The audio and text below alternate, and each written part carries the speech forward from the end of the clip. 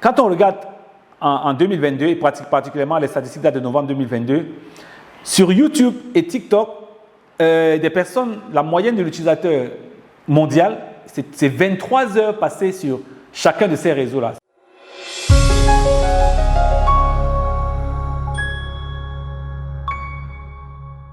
Bienvenue à l'émission Vivre libre, passionné et heureux. Nous sommes rendus à l'épisode 17 et nous allons parler de deux grandes plateformes que vous utilisez certainement. Et d'ailleurs, l'une d'entre elles, vous êtes en train d'utiliser en ce moment pendant que vous nous regardez. Alors, le thème de l'épisode 17, c'est Facebook et YouTube, amis ou ennemis. En d'autres termes, comment ces plateformes peuvent-elles façonner ton destin, toi qui me regardes en ce moment? Alors, c'est intéressant. Pourquoi? Parce que c'est vraiment un sujet d'actualité et aujourd'hui, on aura l'occasion de rentrer un peu dans le fond, de comprendre ces plateformes-là, de comprendre en quoi est-ce qu'elles peuvent nous aider justement à façonner notre destin dans une direction comme dans l'autre. Alors, je voudrais commencer en parlant un peu rapidement de Facebook et de YouTube, de ces deux grandes plateformes-là. Et même avant de commencer, j'aimerais remercier nos nombreux abonnés qui ont pris la peine de suivre nos contenus et d'aller sur les épisodes passés. Merci à vous, merci de ce que vous avez fait et continuez à partager nos contenus. N'oubliez pas, chaque lundi à 11h, nous avons un nouveau contenu qui sort comme cette vidéo que vous êtes en train de regarder. Donc, si vous voulez ne rien rater de tout ce que nous faisons, soyez au rendez-vous lundi de la semaine prochaine à 11h. Alors, on a choisi de parler de Facebook et de YouTube. Pourquoi ces deux plateformes? Alors, je vais commencer par présenter les statistiques actuelles des plus grands réseaux sociaux et peut-être vous allez comprendre pourquoi nous avons choisi de nous intéresser à ces deux plateformes majeures. Premièrement, je parle des statistiques de janvier 2023 et là, il s'agit du classement des réseaux sociaux les plus populaires. Numéro 1 des réseaux sociaux les plus populaires, naturellement, c'est Facebook. Facebook, en janvier, comptait 2,910 milliards d'abonnés. Vous savez, c'est énorme par rapport à la population mondiale et surtout à la population mondiale de personnes actives. Quand on sait que c'est à partir de 13 ans qu'on souhaite avoir accès, qu'on permet l'accès à ces grandes plateformes-là. 2,910 milliards de personnes en janvier. La deuxième grande plateforme, naturellement, vous devinez, YouTube. YouTube avait en janvier 2,6 milliards d'abonnés.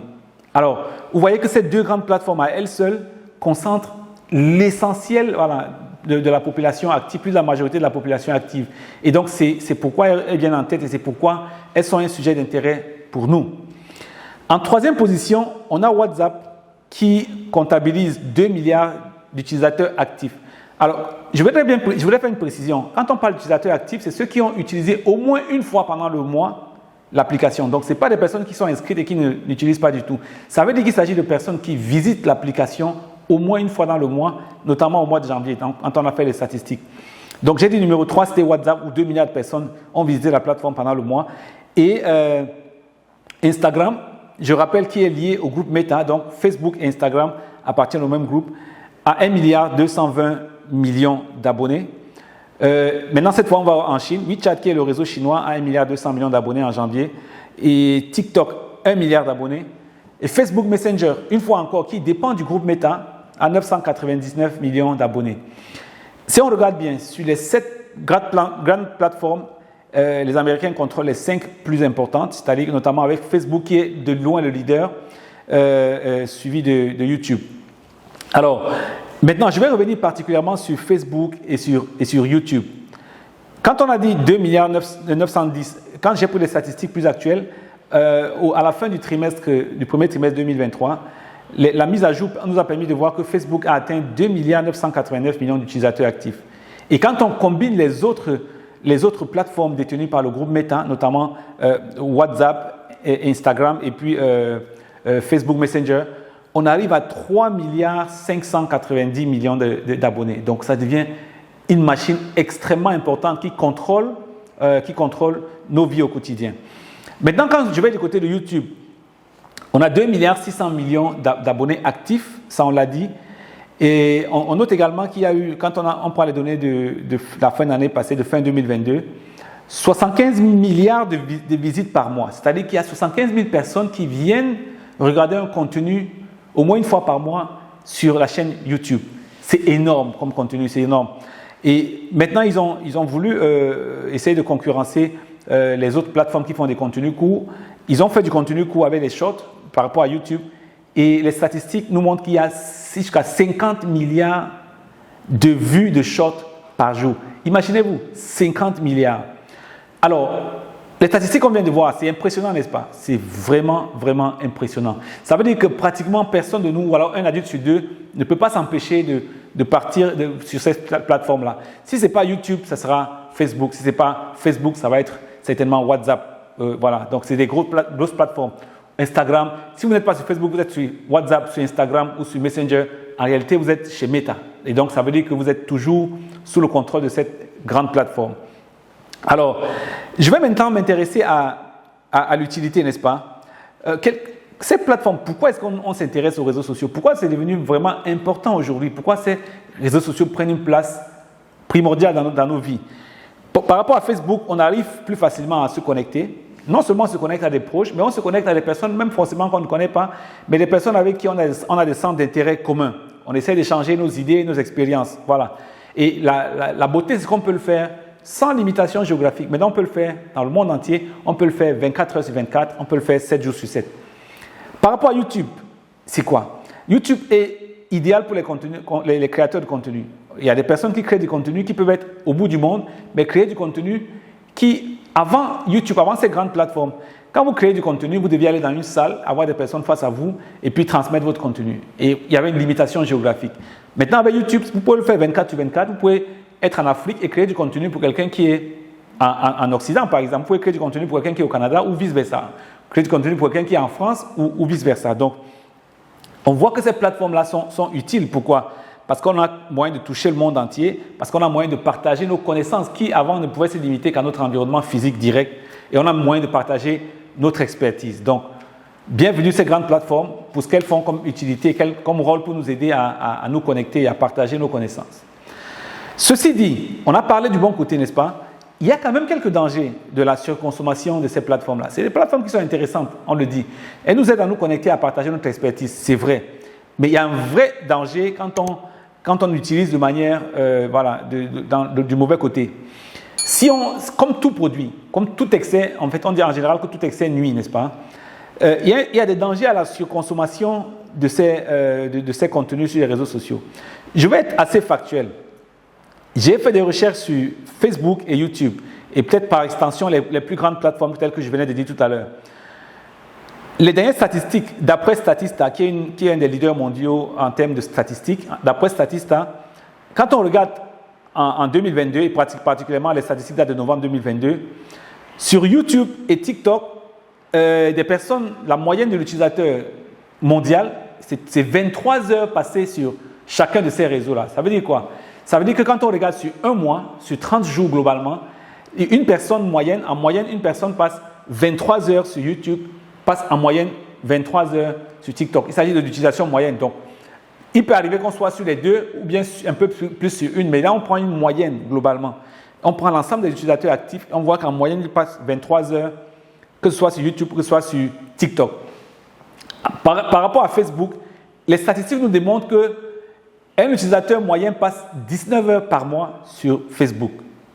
Et WhatsApp est rentré dans nos habitudes, n'est-ce pas? Parce qu'on a la famille qui n'est pas forcément sur place, on a moyen d'échanger, donc on passe aussi en moyenne 17 heures chaque mois sur WhatsApp. Et je rappelle que la source de cette information, elle est crédible et vient de Statista. Vous voyez, quand je fais le total, si je suppose qu'une personne moyenne, comme ces deux plateformes ne sont pas antinomiques, je peux être à la fois sur YouTube, je peux être en même temps sur TikTok, je peux être sur Facebook, je peux être sur WhatsApp. Je ne prends même pas les plateformes mineures. Quand je prends celle-là, si je suppose que la personne moyenne passe ce temps sur chacune de ces plateformes et qu'on essaie d'agréger cela, ça veut dire qu'en moyenne, on passe 82 heures par mois à regarder les principales plateformes, à consommer du contenu sur les principales plateformes, sur les réseaux sociaux. Voilà le temps que nous passons justement d'après les statistiques les plus récentes. 82 heures par mois, ça représente quoi? Ça représente 2 fois 40 heures de travail. Donc, en fait, c'est comme si c'est 2 semaines pleines de travail.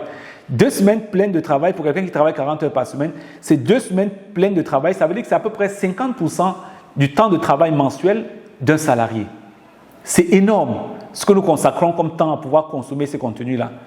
Je ne dis pas que le contenu n'est pas intéressant, mais on est simplement en train de dire Voilà ce que nous passons comme temps. Je me dis, on va revenir plus tard, parce que la plupart du temps, on nous dit qu'on n'a pas le temps de pouvoir se former, prendre soin de soi, apprendre de nouvelles choses, progresser. Mais en même temps, on passe 50% du temps de travail sur les réseaux sociaux. Ça veut dire qu'en fait, il y a des gens qui travaillent 40 heures, 40 heures au bureau, mais travaillent à peu près 20 heures, en fait, ou passent à peu près 20 heures sur les réseaux sociaux. C'est pour ça qu'il va se retrouver à la fin du mois avec 160 heures travaillées et 80 heures passées sur les réseaux sociaux. Donc, voilà un peu. Il y a des conséquences à cela, n'est-ce pas? C'est pas anodin. Quand on passe autant de temps à être exposé à un contenu qui vient de toutes parts et qui forcément n'est pas le contenu qui va être davantage filtré, parce qu'il n'y a pas tous les filtres. Ils font beaucoup d'efforts. Je reconnais que Facebook, YouTube font beaucoup d'efforts pour pouvoir filtrer les contenus, mais ce n'est jamais filtré à 100%. Il y a beaucoup de choses qui vont se dire qui ne pourront pas être filtrées. Donc, si je m'ouvre à ce contenu-là pour autant de temps, il y a quand même des risques qu'il va falloir regarder, n'est-ce pas? Quels sont les principaux risques qu'on peut observer? Il y a pour quelqu'un qui va être productif, parce que nous, normalement, notre temps d'activité est fait pour être rémunéré, n'est-ce pas, pour être offert en contrepartie d'une rémunération, j'allais dire.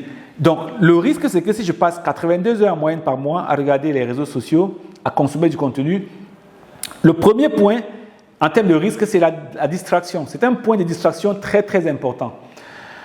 J'ai parcouru des statistiques en matière de productivité. Vous savez, quand vous faites un travail qui demande une grande concentration, chaque fois que vous êtes interrompu par une notification, par une sonnerie, par quelque chose qui vient des réseaux sociaux, il vous faut en moyenne 20 minutes pour revenir au même niveau de concentration. Ça veut dire quoi? Ça veut dire que si vous êtes perturbé à longueur de journée par des notifications et de nouveaux contenus qui arrivent sur WhatsApp, YouTube, Facebook, vous allez passer la journée à être perturbé à chaque fois et cette distraction va vous coûter votre productivité. Même si vous travaillez, vous réussissez à être présent au travail, on va voir que le taux d'erreur se multiplie. On a un taux d'erreur plus élevé quand on est dans un environnement qui est exposé à plus de distractions. Deuxième risque potentiel, c'est au niveau de la santé. Et je me suis rendu compte que beaucoup de personnes que je vois et avec qui je discute ont une insuffisance de sommeil. Pourquoi? Parce qu'on reste de longues heures jusqu'à la nuit, jusque tard dans la nuit sur le téléphone et malheureusement, on n'arrive pas à dormir suffisamment. Vous savez, quand vous dormez à minuit, 1 heure, parce que vous êtes sur le téléphone, et en plus, on n'oublie pas les effets négatifs de la lumière bleue du téléphone, n'est-ce pas? On est sur les réseaux sociaux, on absorbe les effets négatifs de la lumière bleue. Donc, on se couche, parfois même on s'endort, mais la qualité de sommeil n'est pas bonne. Conséquence, on se réveille le matin, on n'est pas du tout reposé. Quand on n'est pas reposé le matin, on est davantage exposé au stress. On arrive au travail, on n'a pas une bonne concentration. Il y a une baisse de productivité, il y a une baisse de concentration. Et pour certaines personnes, ça va plus loin jusque-là. Quand on n'a pas assez bien dormi, forcément la tension commence à s'élever. Si vous êtes exposé à un risque d'hypertension, peut-être que c'est cet élément-là qui va ouvrir la voie et au fil du temps, parce que l'addiction va s'installer, vous allez peut-être finalement devenir hypertendu. Le troisième point de risque qu'il faut contrôler, c'est au niveau des relations, n'est-ce pas? Les relations interpersonnelles. C'est devenu tellement sensible aujourd'hui. On arrive pour certaines personnes, à carrément une absence même et une incapacité à construire de vraies relations. On n'arrive plus à prendre le temps d'être présent avec quelqu'un, de se parler, de se regarder. Chacun sera avec son téléphone. Oui, tu disais, oui, c'est compliqué. Donc, cette présence qui nous manque là ne peut pas permettre qu'on construise une vraie relation. Le mari est de son côté avec son téléphone, il est sur Facebook.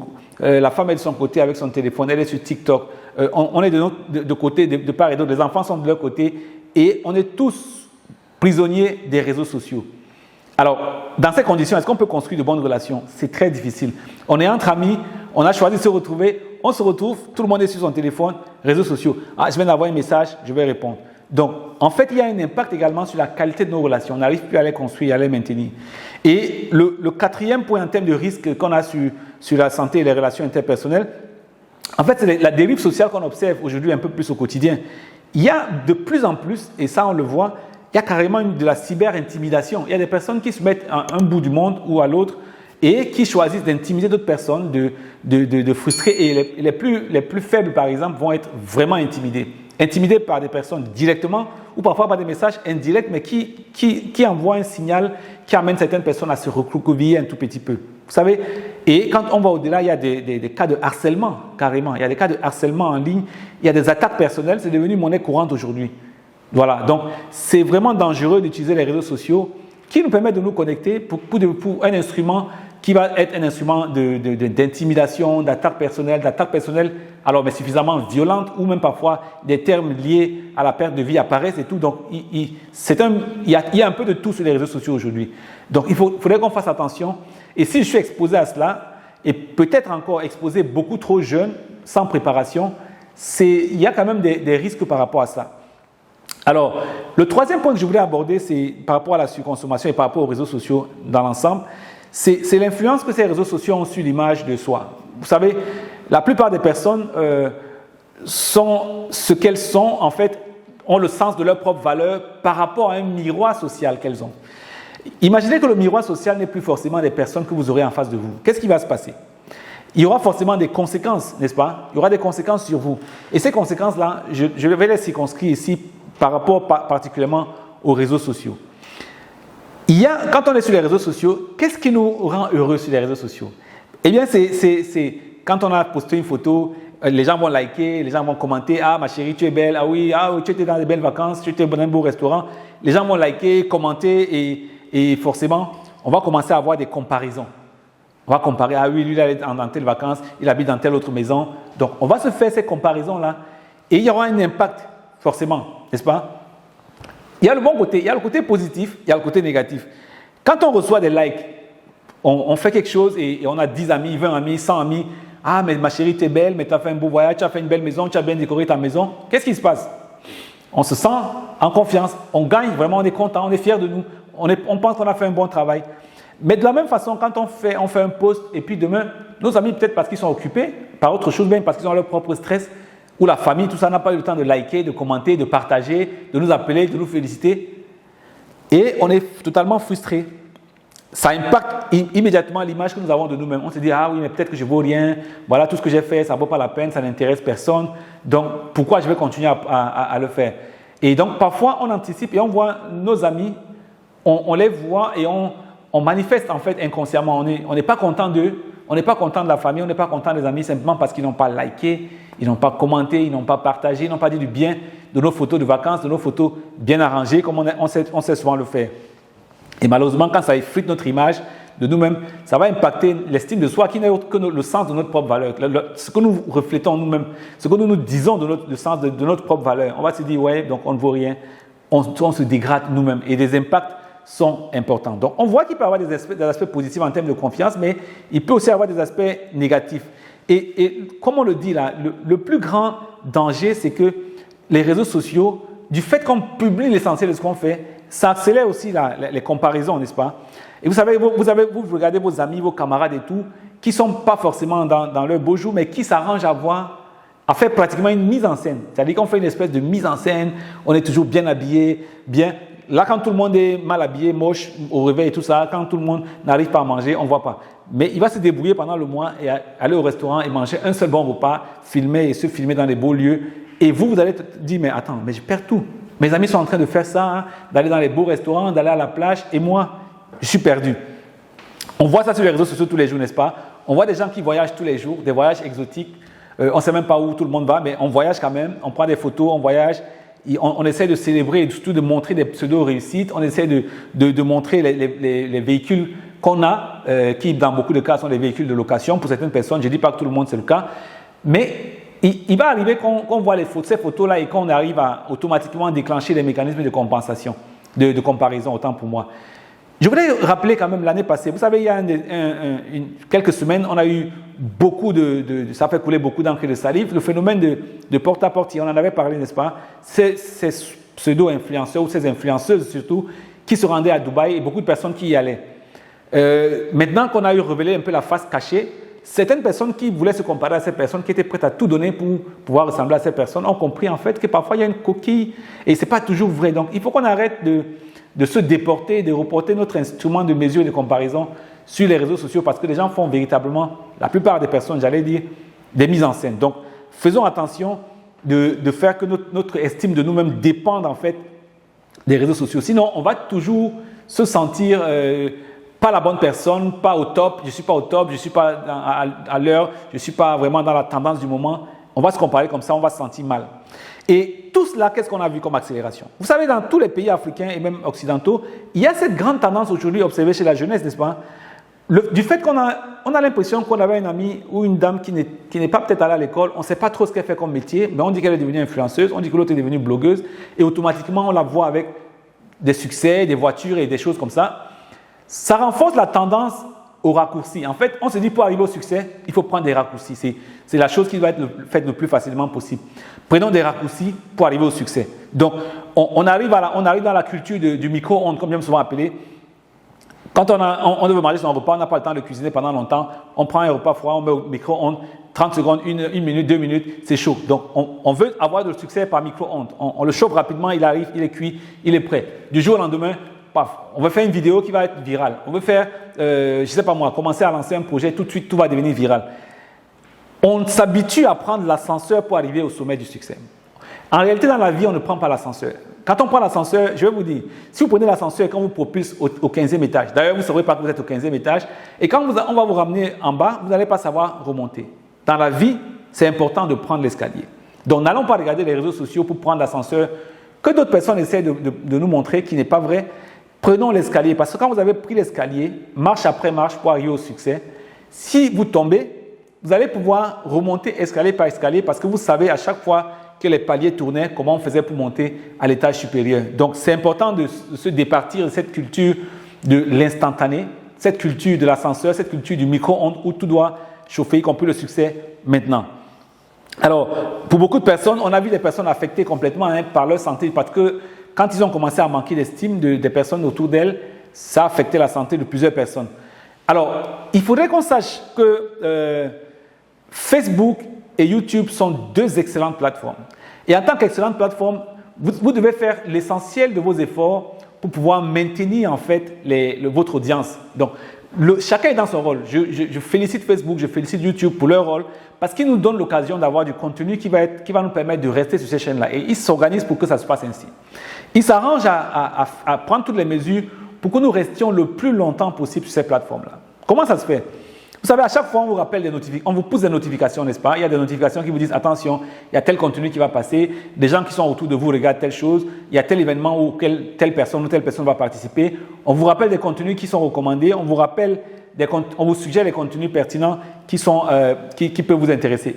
Rappelez-vous qu'aujourd'hui, on est en train d'avoir quand même une accélération de l'intelligence artificielle. Donc, de plus en plus, ces systèmes peuvent arriver à prédire ce qui va être intéressant pour vous, à prédire un restaurant qui va vous faire plaisir et vous faire cette suggestion-là. Donc, maintenant, on commence à mettre aussi des récompenses virtuelles. On vous met des badges de super fans. Voilà. Ils font tout pour que vous vous sentiez quelqu'un qui a un statut supérieur et que vous restiez sur cette plateforme-là. Imaginez quand on vous donne une récompense virtuelle. C'est une récompense virtuelle, mais c'est quand même une récompense émotionnelle. Donc, vous savez l'importance des likes.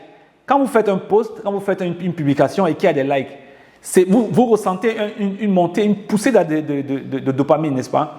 La dopamine, c'est l'hormone du plaisir. Ça fait plaisir de poster, de faire un post, de faire une belle photo et de recevoir des likes, des appréciations et tout. Ça fait un plaisir. Donc, on a une récompense directe. Je poste, j'ai de la dopamine, l'hormone du plaisir monte, je me sens bien. Donc, qu'est-ce que je fais? Je poste à nouveau et je partage. Et plus je vais partager, plus j'aurai envie de continuer à partager parce que les gens vont liker et ça va me donner encore plus de dopamine.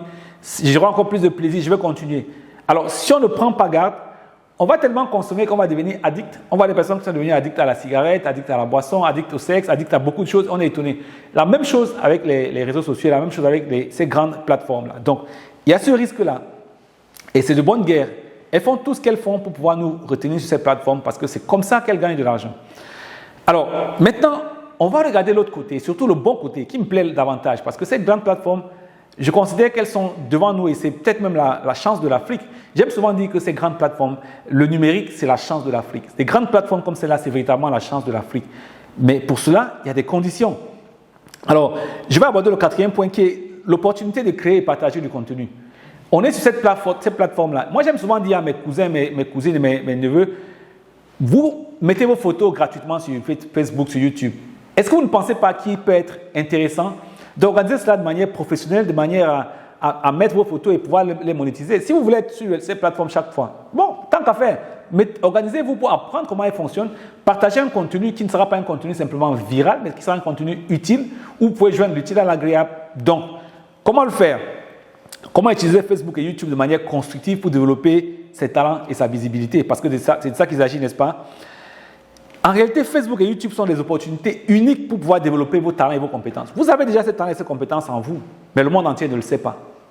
J'avais un de mes coachs et de mes mentors qui me disait souvent, vous pouvez être extrêmement bon, mais vous serez peut-être le secret le mieux gardé. Et tant que le monde ne saura pas que vous êtes là, on ne pourra pas venir à vous. Donc, c'est important. Facebook nous donne l'occasion de créer et de partager des articles, des vidéos éducatives, pas seulement des vidéos qui montrent des personnes à moitié nues et peut-être au postérieur super développé. Non, on peut créer du contenu éducatif sur Facebook. Vous pouvez partager vos réflexions et même surtout vos activités et vos passions. Qu'est-ce que vous faites que vous aimez bien faire déjà? Vous pouvez voir ce que vous faites déjà au quotidien et choisir de partager. Comment on voit ailleurs des passionnés de cuisine qui partagent comment ils font leur cuisine, des passionnés de sport qui partagent comment ils font du sport. Vous faites quelque chose qui vous plaît et vous partagez. Ce n'est pas forcément des photos à moitié habillées. Je préfère dire de l'autre côté. Donc, vous pouvez vous organiser à partager ce que vous savez déjà. Maintenant, sur YouTube, il y a des personnes de plus en plus. Vous savez, aujourd'hui, le premier moteur de recherche, en réalité, quand on cherche quelque chose, aujourd'hui, YouTube est en tête. Quand je cherche comment faire telle chose, je vais sur YouTube. Vous savez peut-être le faire. Et parfois, vous pensez que c'est des choses extrêmement compliquées. Non, même les choses du quotidien. Faites des tutoriels vidéo, faites des vlogs, faites des présentations sur ce que vous faites au quotidien, sur les difficultés que vous avez rencontrées. Pour chaque chose, tout cela crée du contenu que les gens veulent bien consommer sur ces plateformes-là. Donc, on peut le faire sur des choses qu'on fait dans le domaine professionnel ou même dans le domaine personnel. Les deux. Il y a de la place pour les deux. Et Facebook, YouTube, je considère aussi en termes d'opportunité que c'est une grande plateforme. Ce sont des grandes plateformes pour pouvoir affiner nos compétences en marketing et en communication. Je ne sais pas le nombre de personnes qui m'ont dit avant que je ne pouvais pas parler pendant longtemps. Moi-même, je me disais ça en premier. Mais je n'ai pas besoin d'être parfait, j'ai juste besoin de commencer. Et je sais qu'au fur et à mesure que je le fais, je vais progresser. Donc, vous, peut-être, vous voulez commencer, mais vous vous dites, ouais, mais qu'est-ce que je vais aller dire sur les réseaux sociaux là? Moi, quand je n'arrive pas à former deux mots, deux phrases comme ça sans faire des fautes, faites des fautes. Vous allez progresser. Vous avez la permission. Parce que quand vous allez créer du contenu, au fur et à mesure que vous allez créer, vous allez vous sentir plus à l'aise, vous allez améliorer petit à petit. Et il y a des gens qui vont vous suivre, il y aura des gens que ça va aider. Donc, que ça ne vous arrête pas parce que c'est une magnifique occasion de parfaire en fait nos compétences en marketing, d'apprendre à voir comment toucher les personnes avec notre message, d'apprendre à voir comment attirer notre prospect idéal, d'apprendre à voir comment vendre quoi que ce soit que nous avons envie de vendre. Et ce sera une compétence qui va nous servir dans les autres domaines de la vie également. Ces plateformes nous aident à développer notre créativité, n'est-ce pas? Parce que quand on essaie de vouloir produire du contenu, on commence à être créatif, on commence à être imaginatif, on commence à ne pas se limiter au sentier battu, on va faire quelque chose de différent. Donc, c'est aussi un moyen d'aller explorer nos centres d'intérêt et surtout voir des personnes qui partagent nos centres d'intérêt. Essayons de créer quelque chose et au fur et à mesure, on va l'améliorer. Maintenant, le choix est le vôtre. Cette opportunité-là, elle est devant vous. Le choix est le vôtre. Qu'est-ce que vous avez fait comme choix? Est-ce que vous voulez exposer votre expertise ou bien vous voulez exposer votre bêtise, comme beaucoup de personnes le font? Le choix, vous l'avez. C'est important. Ces grandes plateformes ne font pas vraiment une distinction. Si vous êtes un expert dans un domaine que vous voulez choisir, partager votre expertise, ce sera à vous. Si vous voulez plutôt partager vos bêtises, toutes les photos qui ne vous servent à rien, tout ce qui est inutile dans votre vie et que vous voyez copier chez beaucoup de personnes, vous allez également partager, mais au fil du temps. Qu'est-ce que vous en tirerez? Pas grand-chose. Alors, quels sont les avantages de devenir un créateur de contenu? Je vais parler cette fois-ci des avantages et comment Facebook et YouTube peuvent nous aider voilà, dans cette voie-là. C'est important. La première chose que ces audiences, que ces plateformes nous offrent, c'est que l'audience n'est pas limitée géographiquement. On peut toucher des personnes au bout du monde. Il suffit d'avoir des personnes qui ont le même centre d'intérêt que nous ou bien des personnes qui peuvent être simplement intéressées par le contenu que nous faisons. Parfois, vous allez être étonné de voir quelqu'un qui est un Américain d'origine, qui parle anglais, qui s'intéresse à apprendre le français, qui viendra s'intéresser à apprendre ce que nous faisons en français. Donc, on peut créer un contenu qui peut être d'une audience mondiale. Et d'ailleurs, quand nous analysons, par exemple, ceux qui regardent nos vidéos, on est surpris de voir un peu que un grand nombre, par exemple, c'est des personnes qui sont en Occident. Bon, on aurait pensé que ça aurait peut-être la Côte d'Ivoire ou le Cameroun ou des pays à côté, mais on se rend compte que, par exemple, la France, bien en tête de ceux qui regardent nos vidéos les plus populaires. Donc, en réalité, notre audience peut être n'importe où. Et je vais vous dire, on peut également utiliser ces plateformes-là. Vous savez, on a souvent beaucoup de choses à reprocher au gouvernement qui n'a pas fait ci, à des aînés, à l'élite qui n'a pas fait ça. Mais il faut qu'on sache que nous aussi, on est des acteurs de changement. On peut choisir, par exemple, de faire la promotion d'une cause. Et quand on veut faire la promotion d'une cause, avant, il fallait aller chercher un média classique qui était des médias coûteux, soit des médias parlés, des médias audiovisuels ou des médias écrits. Ça coûtait tellement cher. Mais aujourd'hui, on peut se lever sur une cause. On peut se lever pour la cause de la jeune fille, on peut se lever pour les mariages précoces, on peut se lever pour n'importe quelle cause. Et on a une audience, on a une plateforme magnifique qu'on appelle Facebook, une plateforme magnifique qu'on appelle YouTube, où on peut atteindre des personnes au bout du monde. Donc, on peut aussi se servir de ces plateformes-là pour promouvoir nos causes. On peut s'en servir pour démontrer notre expertise, n'est-ce pas? Et monter, structurer vraiment notre personal branding. On peut établir un personal branding solide sur ces marques-là. Mais il faudrait qu'on se positionne donc comme l'expert dans le domaine que nous voulons effectivement développer avec le temps. Mais on ne va pas se mettre simplement à répéter comme tous les autres, mais on va avancer sur des domaines qui sont des domaines d'intérêt pour nous. Alors, quand vous choisissez un domaine qui est un domaine d'intérêt pour vous et que vous arrangez à partager régulièrement du contenu de qualité, alors c'est important. C'est vrai qu'il y a beaucoup de quantité sur ces grandes plateformes-là. Mais en même temps, si vous choisissez d'être quelqu'un qui va se distinguer, vous pouvez produire un contenu de qualité. Ne vous préoccupez pas du nombre de vues. Ne vous préoccupez pas des personnes qui viendront maintenant. C'est un actif que vous êtes en train de constituer qui va rester pendant la durée. Donc parfois, je vois des gens qui me disent « Oui, mais j'ai publié une vidéo, il y a eu 3 vues. » Ce n'est pas grave. Prenez toutes les personnes qui ont publié 1000 vidéos, 2000 vidéos, 3000 vidéos. Allez chercher les 5 premières vidéos. Et la plupart de ces personnes qui sont des personnes qui sont habituées à apprendre et essuyer et faire face à l'échec, ces personnes ont choisi de conserver les premières vidéos qui étaient des vidéos complètement amateurs. Donc, il faut commencer à partager du contenu de qualité avec une intention réelle d'aider les personnes à progresser. Et au fur et à mesure, ce contenu-là et des interactions avec des personnes, on va gagner en crédibilité, on va gagner en influence. Que ce soit parce qu'on a essayé de partager un contenu, parce que quand vous partagez un contenu, vous voulez aller un peu plus loin la fois prochaine. Vous voulez aller un peu plus loin parfois en fonction des questions que les gens vous posent. Et ça vous amène à ouvrir parfois des pans qui vont aussi vous permettre d'avancer sur le plan de votre carrière, ouvrir des pans qui vont vous permettre de percevoir de nouvelles opportunités si vous êtes dans une carrière entrepreneuriale par exemple. Donc, que ce soit une carrière professionnelle dans une entreprise ou une carrière ou des projets entrepreneuriaux, partager du contenu de qualité vous amène à faire de la recherche, vous amène à progresser, vous amène à interagir avec une audience qui, demain, petit à petit, va être peut-être votre audience cible. Donc voilà, on a besoin de considérer que sur ces plateformes-là, il faut qu'on fasse ce que j'appelle un mind shift. Il faut qu'on change notre état d'esprit. Il faut qu'on passe d'une mentalité de consommateur de contenu à une mentalité de producteur de contenu. Toi qui me regardes en ce moment, qu'est-ce que tu peux prendre comme résolution ? Qu'est-ce que tu peux commencer à partager comme contenu éducatif qui puisse aider quelqu'un d'autre? Je ne parle pas des contenus sur le buzz, sur l'actualité que vous allez relayer, voilà, parce qu'on est devenus des addicts du buzz. Je ne parle pas de ça. Je parle d'un contenu qui peut aider sincèrement quelqu'un à progresser, à apprendre un nouveau domaine. C'est vraiment ça qui est important. Alors, maintenant, je voudrais parler rapidement de la gestion du temps. Parce que ces plateformes qui nous consomment notre temps, malheureusement, ne nous laissent pas suffisamment de temps pour être productif, n'est-ce pas? Si je vais comme un consommateur, si je ne deviens pas producteur, je vais davantage consommer, et ça va être difficile pour moi de m'en sortir. Comment profiter des avantages de ces plateformes sans compromettre votre productivité? Alors, c'est ce qu'on va voir dans les sections qui suivent là. Pour éviter, la première chose, c'est de dire il faut éviter c'est ce que j'appelle la procrastination et pouvoir utiliser efficacement notre temps. Parce que parfois, on a envie de faire un travail, on voit une vidéo, on est addict, on regarde une vidéo, on regarde 3, 4, 5, et finalement, on oublie ce qu'on avait à faire comme tâche. Non.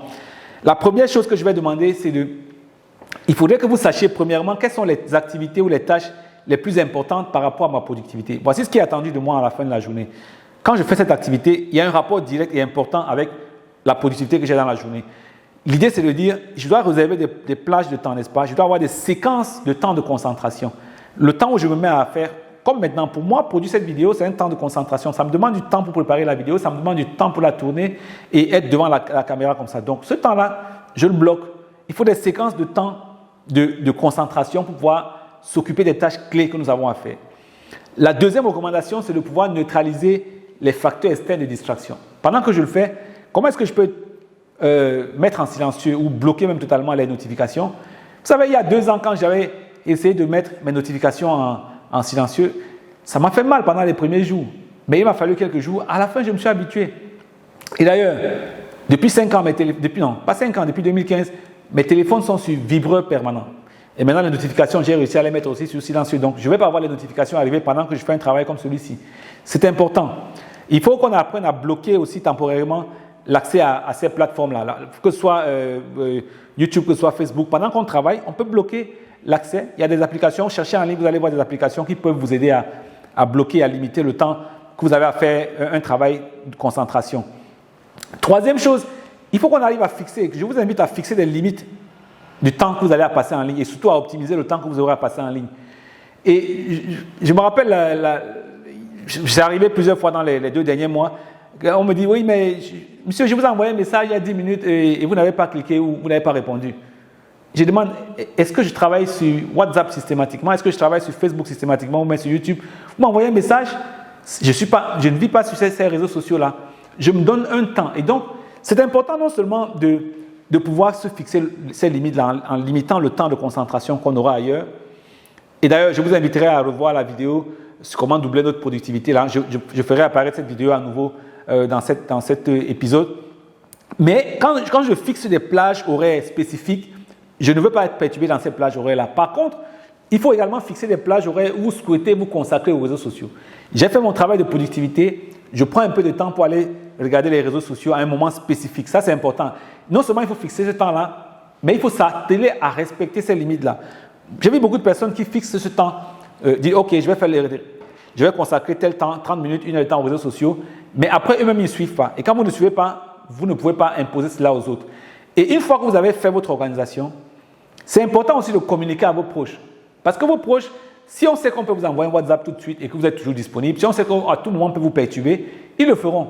Si vous êtes plus discipliné maintenant, si vous décidez de changer, changez, mais essayez de communiquer avec beaucoup de courtoisie à vos proches pour dire attention, si vous avez une urgence, il vaut mieux m'appeler parce que je ne serai pas forcément 100% sur les réseaux sociaux.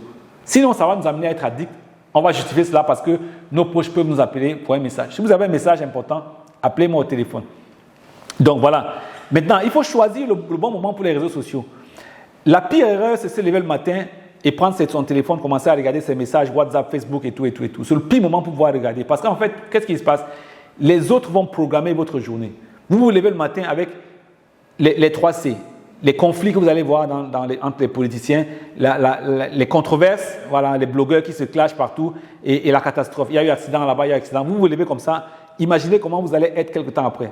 Vous allez être forcément de mauvaise humeur. Et quand vous êtes de mauvaise humeur, ça affecte votre capacité de passer à l'action. Donc, le pire moment, c'est le matin. Et le deuxième pire moment, c'est le soir au coucher. Quand vous vous couchez le soir et vous savez que votre subconscient, votre esprit d'ailleurs va faire beaucoup de réparations pendant que vous dormez, votre subconscient va prolonger vos réflexions. Imaginez quelle réflexion elle va prolonger dans le sommeil. Tout ce que vous avez chargé de négatif. Donc, 2 moments importants à protéger, le matin au réveil et le soir au coucher. Entre 10h et 18h, faites ce que vous voulez, regardez les réseaux sociaux à des moments que vous aurez programmés en évitant des moments de concentration. Ça, c'est important. Donc, de grâce, je voudrais encore le répéter une fois. Ce ne sont pas vos oncles au village qui vous empêchent de réussir. Votre téléphone y est pour beaucoup, avec en tête Facebook et YouTube. Une fois encore, ce n'est pas ton oncle au village qui t'empêche de réussir. Ton problème là, c'est dans ton téléphone que tu as en main à longueur de journée. Tu es devenu accro au téléphone comme ça à longueur de journée, alors que tu n'es pas un producteur de contenu qui peut être rémunéré pour cela. Mais la bonne nouvelle, c'est quoi? C'est que vous pouvez changer. Ce que vous avez fait jusqu'à maintenant, peu importe. Vous pouvez décider de changer. Je vais parler rapidement de l'histoire d'un chauffeur de taxi que j'avais rencontré à New York. Il y a quelques années, j'étais à New York et j'ai pris un taxi. C'est un jeune Africain qui était au volant. Et on parlait en anglais. À un moment, je me suis rendu compte qu'il avait un français avec un accent, un anglais avec un accent francophone. Et après, je lui ai demandé, mais vous êtes francophone? Il dit oui. Oui, il était surpris. Et on a commencé, avant qu'on ne commence à parler en français, il parlait en anglais, il se plaignait, il me disait comment le système là-bas n'est pas bien, comment il n'arrive pas à progresser, comment c'est difficile de s'en sortir. Et quand on est revenu en français, j'ai commencé à lui dire, mais je vois partout des opportunités d'emploi, de formation, offertes par le gouvernement, plusieurs choses qui sont faites. Pourquoi tu n'en tires pas profit? À la fin, il m'a avoué, vraiment, grand frère, il dit, vous avez raison. Il dit, parfois, j'ai envie de travailler, parfois, j'ai même envie d'aller au sport, j'ai envie de faire autre chose. Je me lève le matin, je prends le téléphone, je suis sur Facebook, WhatsApp et tout. Il dit, je commence à 6 heures, parfois, je me surprends à 9 heures, encore sur les réseaux sociaux, parfois 3 heures de temps. Et j'ai dit, j'avais prévu d'aller en salle de gym à 7 heures, je ne suis pas parti. Donc, parfois, on accuse nos oncles, on accuse d'autres personnes, mais la faute nous revient à nous-mêmes. Il faudrait qu'on apprenne davantage à se départir et de ces éléments-là et de mettre en priorité notre véritable productivité. Parce que ce n'est pas ça qui va nous amener vers nos objectifs, n'est-ce pas? Alors, en guise de conclusion par rapport à cet épisode qui est, à ce qui va susciter forcément beaucoup de réactions, je le sais parce que les avis peuvent être partagés. En guise de conclusion, je vais dire que nous devons avoir tous une responsabilité de consommateur, mais également une responsabilité de créateur. Donc, on n'est pas seulement là pour consommer, mais si on l'approche avec une certaine responsabilité, ça va être important pour nous, n'est-ce pas? Et la première chose que je dirais là, c'est il faudrait que nous soyons conscients de notre rôle en tant qu'utilisateur de ces plateformes-là. Ces plateformes en elles-mêmes ne sont pas mauvaises et elles ne font rien pour nous nuire intentionnellement, sinon être simplement là et c'est à nous de choisir d'en tirer le bon côté ou le mauvais côté. Là, en tant qu'utilisateur conscient de notre rôle, la première chose que je recommande, c'est qu'il faut qu'on sache qu'on doit être plus actif. On doit jouer un rôle plus actif et non pas simplement un rôle passif de consommateur, de prendre tout ce qui vient dans le fil d'actualité. On doit être capable de choisir, n'est-ce pas? On va prendre conscience de l'impact de la consommation de ces contenus-là. Quand je consomme, ça joue sur comment je me sens, ça joue sur comment je me vois. Donc, si je suis conscient, ça veut dire que je vais être capable de contrôler à quel moment je dois le faire. Ça impacte mon bien-être, ça impacte ma productivité, ça impacte ma perception du monde. Donc, je dois avoir un rôle davantage actif. Ça, c'est la première chose. La deuxième chose, c'est que je dois être conscient. Et toi qui me regardes, tu dois être conscient que tu as le pouvoir de choisir. Personne ne te demande de t'accrocher à Facebook, à YouTube pendant de longues heures, pendant toute la journée. Ce n'est pas que quand on rentre du travail le soir à 16 heures, on est obligé d'être addict à Facebook, à YouTube. À des moments, on peut se départir de son téléphone. Apprendre à faire 10 minutes, 15 minutes, 1 heure, 2 heures sans son téléphone, sans réseaux sociaux. Tu as le choix de pouvoir le faire. Ça, c'est important. Et quand on le fait, forcément, nous, on contribue aussi en sélectionnant les types de contenus que nous allons regarder. Quand on continue à regarder du contenu pervers fait par des personnes qui sont forcément pas des personnes bien intentionnées, nous contribuons à encourager ces dérives-là sur les réseaux sociaux. Donc, si nous choisissons les contenus, n'oubliez pas, nos enfants n'attendent pas que nous leur disions ce qu'ils vont faire. Ils regardent ce que fait papa, ils regardent ce que fait maman, ils regardent quel contenu nous voyons et forcément aussi, on va avoir un impact sur eux. Nous voulons d'abord qu'il y ait un contenu de meilleure qualité sur les réseaux sociaux, mais en même temps, nous voulons que nos enfants aient une attitude positive par rapport à nous parce qu'ils nous observent, nous sommes leur modèle par rapport à ce que nous consommons, par rapport à ce que nous commentons comme contenu consommé sur les réseaux sociaux. La deuxième conclusion que je voulais tirer, c'est qu'il faudrait que davantage nous adoptions une approche réfléchie et responsable vis-à-vis de Facebook et de YouTube. En eux-mêmes, elles sont des bonnes plateformes, c'est des business, mais c'est à nous de savoir qu'on doit devenir attentif au temps consacré au type de contenu. Je l'ai dit tout à l'heure. Pourquoi? Parce qu'il y a un impact émotionnel que nous allons recevoir en allant le faire. Évitons d'être addicts au buzz. Vous savez que dès qu'il y a un buzz, toutes les plateformes, tous les réseaux sociaux, tout le monde d'abord s'improvise blogueur. On va relayer ce buzz-là et nous, on va être dedans, on va être dans la boucle, en train d'être manipulé, à tourner, à passer des heures à regarder le buzz. Qu'est-ce qui est l'actualité d'aujourd'hui? Il faut qu'on apprenne à se déconnecter du buzz. Voilà, c'est important. Deuxième chose, il faut qu'on sélectionne judicieusement les pages qu'on va suivre. On ne va pas suivre tout ce qu'on met dans le fil d'actualité. On peut mettre des choses dans le fil d'actualité, vous choisissez de passer. Voilà. Est-ce que le contenu que je vais regarder là, est-ce qu'il est positif pour moi? Est-ce qu'il est enrichissant pour moi? Est-ce qu'il me permet d'avancer vers mes objectifs? Si je n'ai pas d'objectif de vie, c'est normal.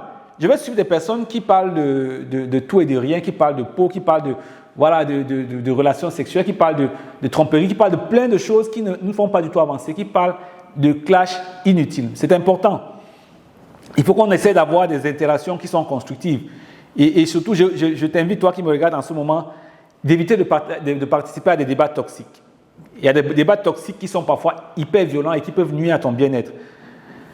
Un conseil, il faut laisser le clash aux clasheurs. Les clasheurs, là, c'est leur métier, ils ont choisi cela. Mais ce n'est pas toi qui vas devenir le clasheur qui va passer le temps à regarder comment un A a clashé B, B a clashé A et on passe le temps là-dessus. C'est important de laisser les clasheurs faire leur travail.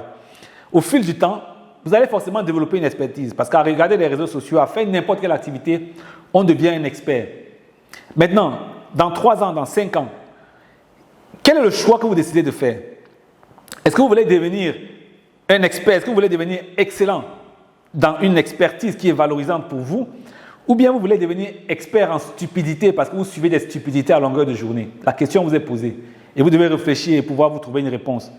C'est très important. Pourquoi? Je vous encourage à faire des choix conscients pour pouvoir tirer le meilleur de ces plateformes-là. Ces plateformes ont beaucoup de bonnes choses Il faudrait faire des choix conscients pour en tirer le meilleur. Et si vous choisissez d'en tirer le meilleur, c'est que forcément vous avez décidé de façonner positivement votre destin. Voilà le contenu de notre échange d'aujourd'hui.